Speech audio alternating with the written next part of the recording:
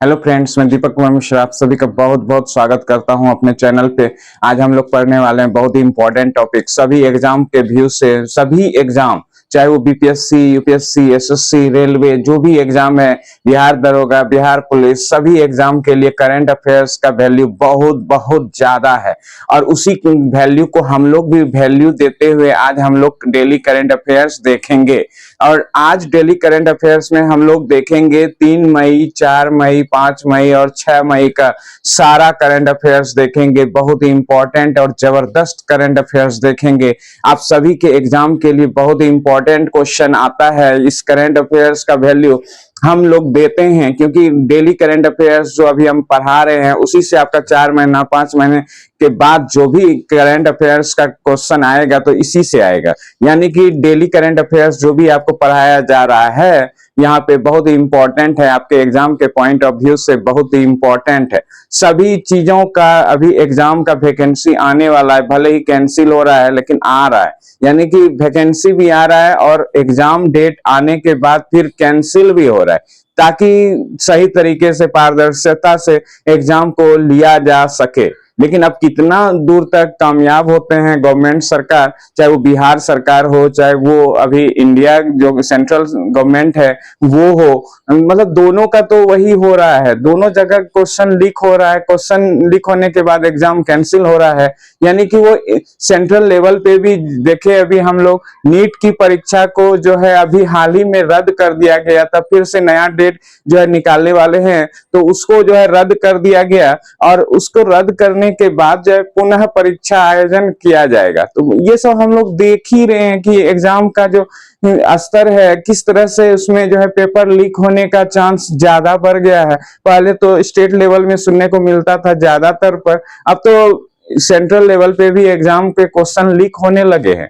तो बहुत ही इंपॉर्टेंट है कि आप जो है क्वेश्चन को लीक नहीं होने दें। और फिर नया डेट जो है निकाल रहे हैं तो उसमें क्या गारंटी है कि लीक नहीं होगा। इसलिए अपना जो है ठोस रूप से सरकार को चाहिए कि ठोस रूप से जो भी इसमें शामिल हैं उसके खिलाफ कड़ी कार्रवाई करे। कोई भी शामिल हो, चाहे वो कोचिंग संस्थान ही क्यों नहीं हो, कोई पदाधिकारी, मंत्री, कोई भी हो, उनके खिलाफ जो सख्त एक्शन का जरूरत है, तभी ये क्वेश्चन लीक होना बंद हो जाएगा। अब हम लोग देखते हैं डेली करंट अफेयर्स। अभी आपका बीपीएससी का भी एक 72 वाला जो एग्जाम है, 1186 पोस्ट, पहले 1230 पोस्ट था लेकिन अब 1186 पोस्ट है, क्योंकि एक पदाधिकारी वाला जो पोस्ट था, गन्ना पदाधिकारी जिसको बोलते हैं, उसके पोस्ट को हटा दिया गया है। यहां से हटा दिया गया है और उसके लिए अलग बहाली आएगा। यानी कि 1186 पोस्ट पे आपका एग्जाम होने वाला है। और बीपीएससी में 1186 पोस्ट ये बढ़ भी सकता है। अभी तो 1186 पोस्ट पे है लेकिन ये बढ़ेगा। और ये 72 एग्जाम जो है फॉर्म भी भराना शुरू हो गया है। इसका जो बीपीएससी पीटी है 72 वाला, तो इनका फॉर्म भराना भी शुरू हो गया है। इसीलिए बहुत बहुत इंपॉर्टेंट है कि आप अच्छे से पढ़िए और एग्जाम को जो है क्रैक कीजिए। अब हम लोग उसी शुभकामनाएं के साथ आपको जो है डेली करंट अफेयर्स की ओर लिए चलते हैं। और आज का जो करंट अफेयर्स है हम लोग का, ये 3 मई, 4 मई, 5 मई, 6 मई, यानी कि 4 दिन का जो भी महत्वपूर्ण करंट अफेयर्स है उसको हम लोग देखते हैं। तो अब हम लोग देर ना करते हुए अब करंट अफेयर्स को शुरू करते हैं। पहला क्वेश्चन है, हाल ही में जारी सिपरी 2025 रिपोर्ट के अनुसार रक्षा खर्च के मामले में कौन देश शीर्ष पर रहा, यानी कौन शीर्ष पर रहा। यानी कि सिपरी का रिपोर्ट जो आया है, सिपरी का फुल फॉर्म क्या होता है, सबसे पहले तो ये जानना है शिप्री का फुल फॉर्म क्या होता है। शिप्री का फुल फॉर्म जो होता है वो Stockholm International Peace Research Institute होता है। इसका फुल फॉर्म अगर बोला जाए सिप्री का, तो Stockholm International Peace Research Institute. यानी कि इन्होंने जो है अपना रिपोर्ट जारी किया है, रक्षा खर्च के मामले में कौन देश टॉप पर रहे हैं। बहुत बहुत इंपॉर्टेंट क्वेश्चन है, बेहतरीन क्वेश्चन है। अभी तो देख ही रहे हैं कि पूरा विश्व जो है युद्ध के दुनिया में चल रहे हैं, यानी कि युद्ध लड़ रहे हैं। इसके लिए अपना डिफेंस जो है सभी कोई मजबूत कर रहे हैं, रक्षा क्षेत्र को सभी कोई मजबूत कर रहे हैं। क्योंकि युद्ध जो जब भी लड़ेंगे युद्ध, उसके लिए आपको सैन्य क्षमता को बढ़ाना पड़ेगा, आपके पास मिसाइल, ये सब जितना भी डिफेंस सेक्टर में है उसको मजबूत करना पड़ेगा, तभी आप युद्ध लड़ सकते सकते हैं। और अभी जो है वर्तमान समय में पूरा विश्व जो है युद्ध के चपेट में है। पूरा विश्व अपनी सैन्य क्षमता बढ़ाने पे लगे हुए हैं, खास करके अमेरिका, चीन, भारत, रूस, सभी लोग, जर्मनी, सभी लोग अपना रक्षा बजट बढ़ा दिए हैं। यानी कि सैन्य खर्च करने के मामले में सबसे टॉप पर अभी अमेरिका है। और अमेरिका को तो बहुत बहुत जरूरत भी है सैन्य क्षमता बढ़ाने के लिए, क्योंकि वो अभी जो है हाल फिलहाल हम लोग देख रहे हैं कि किसी से भी भिड़ रहे हैं। यानी कि शक्तिशाली देश तो है ही, सुपर पावर देश अमेरिका है, लेकिन इसका मतलब ये नहीं है किसी से भी भिड़ रहे हैं। यानी कि अभी देखते हैं ईरान पे जो है, ईरान से लड़ाई चल रहा है उनका, बीच में अभी शांति समझौता कर रहे हैं, लेकिन युद्ध विराम किए हैं, लेकिन कोई भरोसा अमेरिका का नहीं किया जा सकता। इसका जो परिणाम जो बहुत गंभीर परिणाम होता है पूरे विश्व की अर्थव्यवस्था पे, इसका गंभीर परिणाम होता है आपका तेल का उत्पादन जो है, आना जाना हार्मुज जल संधि, वहां जो हार्मुज जो है जलडमरू मध्य, वहां पे जो है रोक दिया जाता है, तेल का आवागमन जो है रोक दिया जाता है, जिससे कि पूरे विश्व जो है ये गंभीर तेल संकट के दौर से गुजर रहे हैं। गैस का जो गंभीर समस्या है, एलपीजी गैस का जो गंभीर समस्या है, ये सारे दौर से गुजर जाते हैं जब ये युद्ध होता है। तो युद्ध जो है किसी का भला नहीं होता है। कहने का मतलब इस युद्ध में किसी का भी भलाई, किसी भी देश का, चाहे वो सुपर पावर ही क्यों ना हो, उसको भी बहुत ज्यादा ही अभी आर्थिक तंगी झेलना पड़ेगा। लेकिन अभी जो है वो इसलिए युद्ध में लगे हुए हैं क्योंकि वो जानते हैं कि अगर हम कब्जा कर लेते हैं तो इसके परमाणु कार्यक्रम को रोक देंगे। और सबसे बड़ी बात है,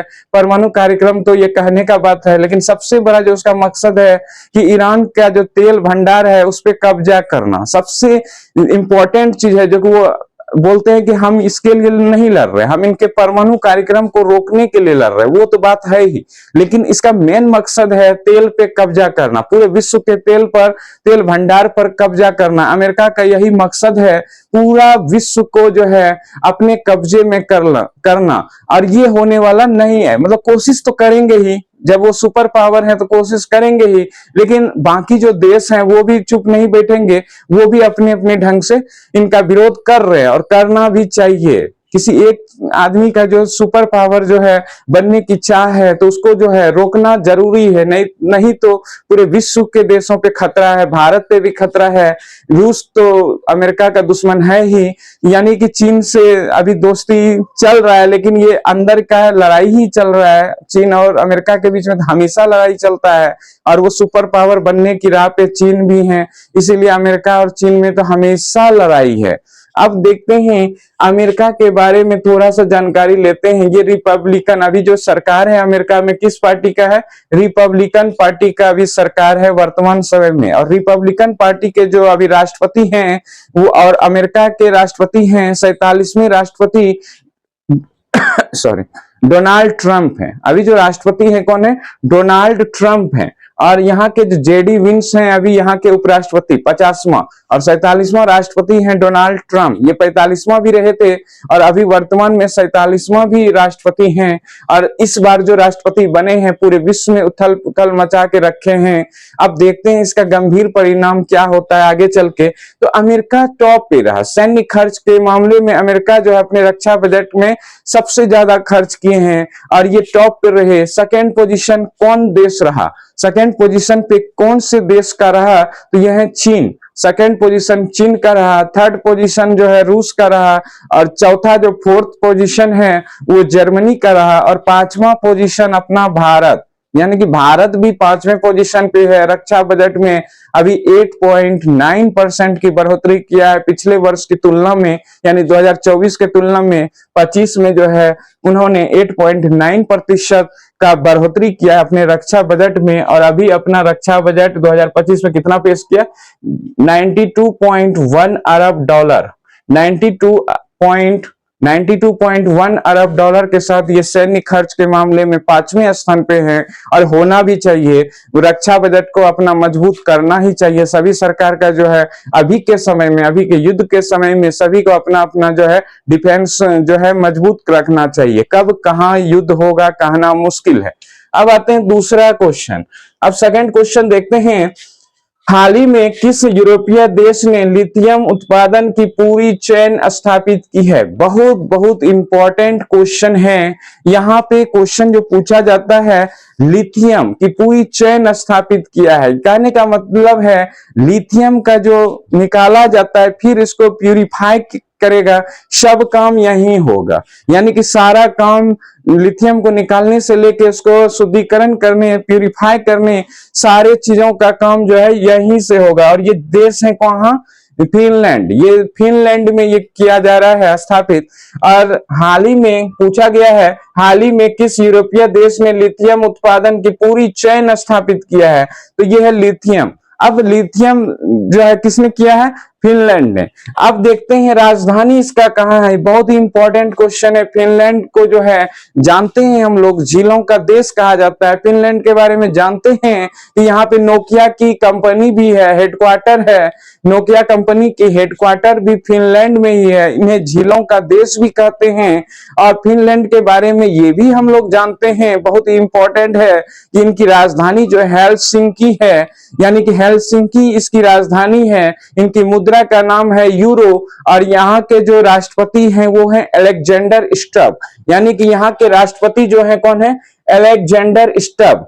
बहुत ही इंपॉर्टेंट क्वेश्चन है फिनलैंड से रिलेटेड। और यहीं पे लिथियम बैटरी का इससे निर्माण किया जाएगा और ऊर्जा के क्षेत्र में जो है बहुत बहुत बेहतरीन रूप से आगे बढ़ने की संभावना है, क्योंकि लिथियम बैटरी का प्रयोग करना बहुत ही अच्छा है। अब नेक्स्ट आते हैं 3 नंबर क्वेश्चन। सारा क्वेश्चन इंपॉर्टेंट है, सारा क्वेश्चन आपको हम इंपॉर्टेंट सब स्पेशल सब क्वेश्चन आपको हम दे रहे हैं, यानी कि बहुत इंपॉर्टेंट क्वेश्चन। अब हाल ही में राष्ट्रीय साइबर सुरक्षा सम्मेलन संवाद, राष्ट्रीय सुरक्षा सम्मेलन यानी साइबर वाला जो सुरक्षा सम्मेलन है संवाद 2026 का आयोजन कहाँ किया गया? बहुत इंपॉर्टेंट क्वेश्चन है। ये भी क्वेश्चन आपका बहुत ही इंपॉर्टेंट क्वेश्चन है। संवाद 2026 का आयोजन अभी हाल ही में कहाँ किया गया है? तो ये गोवा में किया गया। बहुत बहुत इंपॉर्टेंट क्वेश्चन है ये। संवाद साइबर सुरक्षा जो सम्मेलन होता है, साइबर से रिलेटेड जो भी अटैक होता है साइबर में, देखते हैं बहुत धोखाधड़ी सब हो रहा है। और उसके लिए जो अब ये सम्मेलन हुआ है, संवाद सम्मेलन, ये गोवा में हुआ है। इसको रोकने के लेके योजना बनाया गया है। तो ये संवाद सम्मेलन गोवा में, और गोवा के बारे में हम लोग जानते हैं 2011 की जनगणना के अनुसार गोवा जो है भारत का सबसे छोटा राज्य है क्षेत्रफल के अनुसार। यानी कि गोवा भारत का सबसे छोटा राज्य है क्षेत्रफल के अनुसार, लेकिन जनसंख्या में भी ये दूसरा छोटा राज्य है। सिक्किम के बाद जनसंख्या में गोवा का दूसरा नंबर है। और गोवा का इंपॉर्टेंट क्वेश्चन ये है कि गोवा के अभी मुख्यमंत्री हैं Pramod Sawant. Very very important question है। गोवा की राजधानी है पणजी। और गोवा के जो राज्यपाल है कौन है? पशुपति अशोक गजपति राजू। बहुत बड़ा नाम है, पशुपति अशोक गजपति राजू। तो ये है गोवा के गवर्नर। अभी राज्यपाल जो है गोवा के अशोक गजपति, पशुपति अशोक गजपति राजू। बहुत इंपॉर्टेंट और बहुत बड़ा नाम है, यानी कि ये सब नाम जो है आपको याद रखना है, बहुत इंपॉर्टेंट नाम है। अब आते हैं, गोवा का बात हो गया। अब आते हैं 4 नंबर क्वेश्चन। ये भी इंपॉर्टेंट क्वेश्चन है आपके एग्जाम के लिहाज से, आपके एग्जाम को ध्यान में रखते हुए। हाल ही में किसने पाक जल डमरू मध्य को 9 घंटे 50 मिनट यानी कि 9 आवर 50 मिनट में तैर कर पार किया है? यानी 10 घंटा के आसपास, 10 आवर के अंदर इसको पार किया है। 9 घंटे 50 मिनट में पार करने वाले जो हैं, किसने पार किया? पाक जल डमरू मध्य को किसने पार किया? बहुत इंपॉर्टेंट क्वेश्चन है। इसका आंसर होगा रांची के, झारखंड के, रांची झारखंड की राजधानी है। और रांची के ईशांक सिंह ने पार किया है, जिसकी आयु सिर्फ 7 साल, 7 ईयर्स, जिसकी आयु सिर्फ 7 ईयर्स है। और इन्होंने जो है पाक जल डमरू मध्य को जो है पार किया है अभी हाल ही में 9 घंटा 50 मिनट में इसको पार किया है, लगभग 10 घंटे के अंदर पार किया है। और ये पाक जल डमरू मध्य सबसे पहले हम लोग जानते हैं किन दो देशों के बीच, यानी पाक जलडमरू मध्य किन दो देशों के बीच है, इसको जब हम लोग जानते हैं तो ये किसके किसके बीच है, ये भारत और श्रीलंका के बीच है पाक जलडमरू मध्य।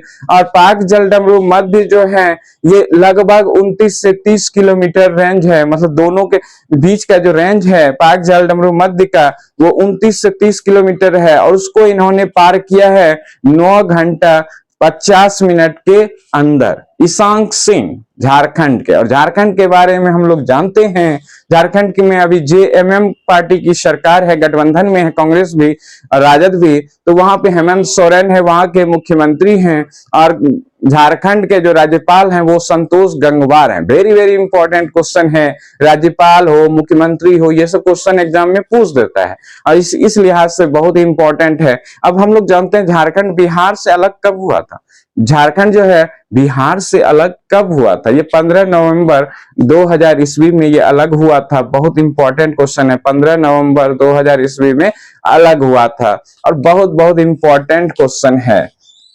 नेक्स्ट है 5 नंबर क्वेश्चन है, हाल ही में कौन देश का पहला पेपरलेस न्यायपालिका राज्य घोषित किया गया है। बहुत इंपॉर्टेंट क्वेश्चन ये भी है, यानी कि राज्य कौन सा राज्य देश का पहला राज्य बना है जो पेपरलेस न्यायपालिका, सभी जगह न्यायालय में सभी जगह पेपरलेस कार्य ही होंगे, ये किस राज्य में हुआ है, ये सिक्किम में हुआ है। अभी वर्तमान में सिक्किम राज्य के जो सभी न्यायपालिका हैं पेपरलेस हो गए हैं। बहुत बहुत इंपॉर्टेंट क्वेश्चन है, सिक्किम में हुआ है। सिक्किम जानते हैं कि ये जनसंख्या की दृष्टि से भारत का सबसे छोटा राज्य है, जनसंख्या की दृष्टि से सबसे छोटा राज्य है। और बहुत बहुत इंपॉर्टेंट ये है कि सिक्किम का जो मुख्यमंत्री हैं प्रेम सिंह तमांग हैं, सिक्किम के मुख्यमंत्री प्रेम सिंह तमांग हैं। सिक्किम के जो राज्यपाल हैं वो कौन है, अभी सिक्किम के राज्यपाल अभी कौन है, ये हैं OP Mathur, Om Prakash Mathur, very very important. और सिक्किम के जो राजधानी है वो गंगटोक है। तो ये सारा इंपॉर्टेंट क्वेश्चन है एग्जाम के पॉइंट ऑफ व्यू से, बहुत ही करंट अफेयर्स का तो वैल्यू वैसे भी सर पे चढ़ा रहता है। मतलब कहने का मतलब है करंट अफेयर्स आपको बीपीएससी में भी पूछेगा, यूपीएससी में भी पूछेगा, एसएससी, रेलवे, दरोगा, सभी जगह जितना भी कॉम्पिटिटिव एग्जाम है सारा जगह आपको एग्जाम में पूछा जाता है, यानी कि बहुत बहुत इंपॉर्टेंट।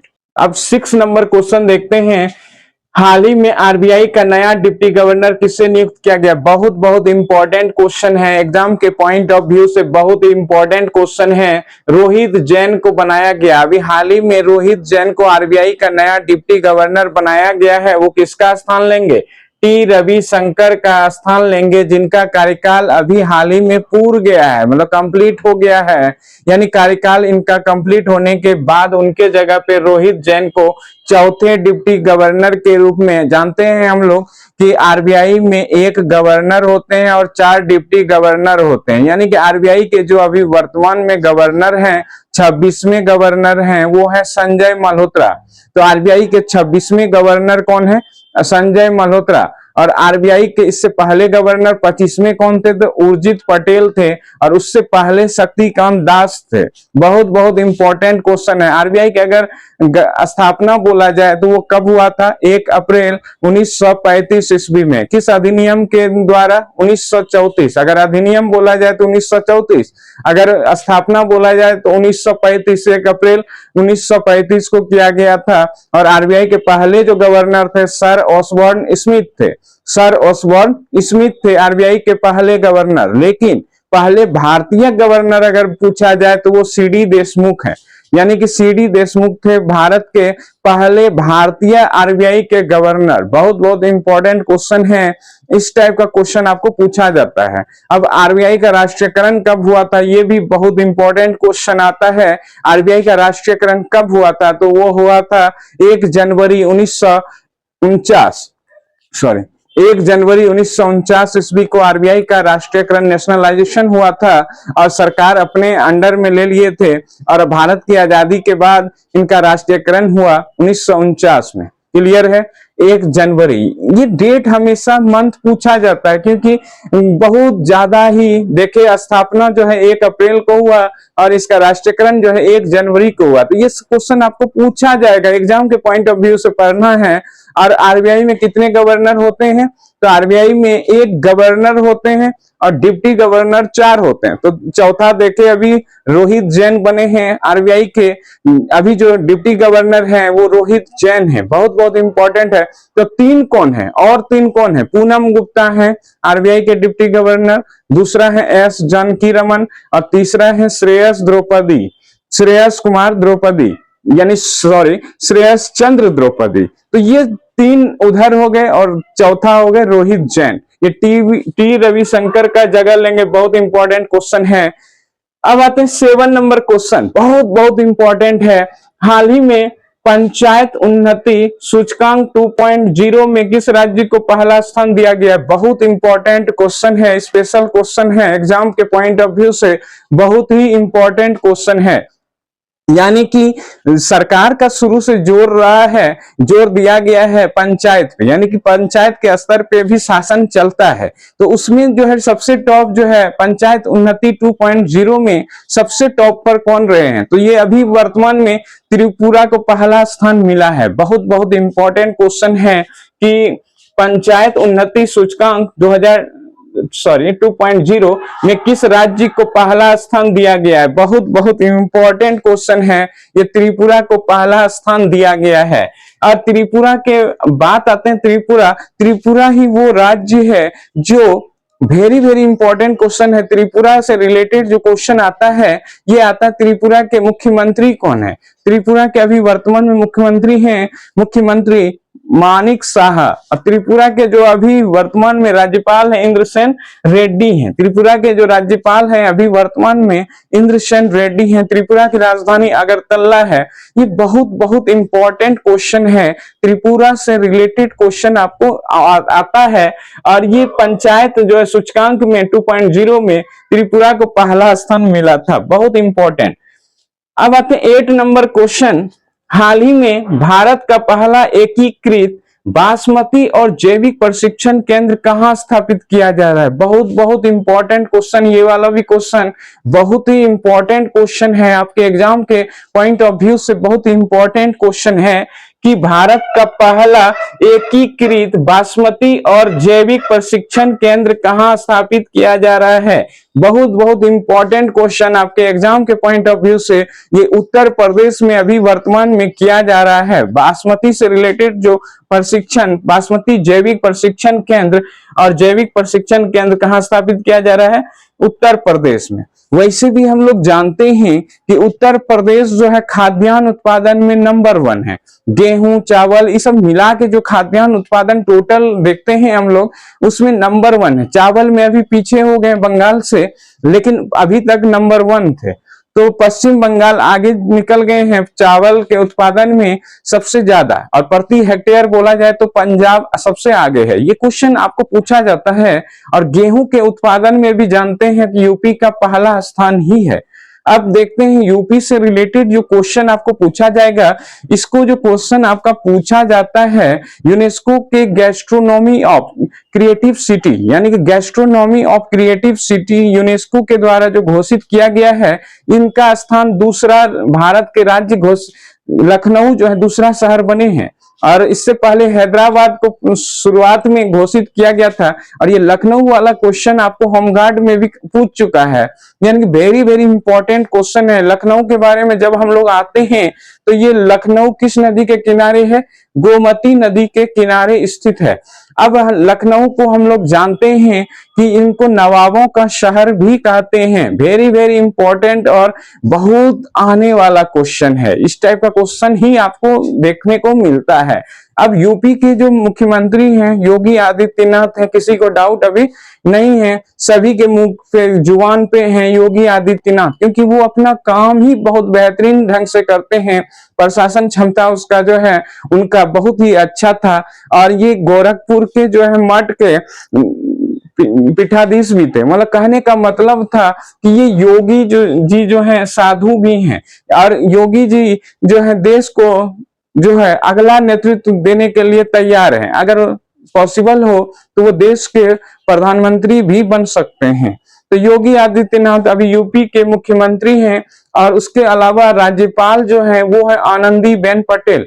यूपी के जो राज्यपाल हैं अभी वर्तमान में आनंदीबेन पटेल हैं। ये गुजरात के मुख्यमंत्री भी बनी थी जब नरेंद्र मोदी जी 2014 में आ गए थे दिल्ली, यानी केंद्र सरकार के तरफ आ गए थे और देश के प्रधानमंत्री बने थे, तब ये गुजरात की मुख्यमंत्री बनी थी उसी टाइम। बहुत बहुत इंपॉर्टेंट क्वेश्चन है यूपी से रिलेटेड, जो है आपका बहुत इंपॉर्टेंट क्वेश्चन।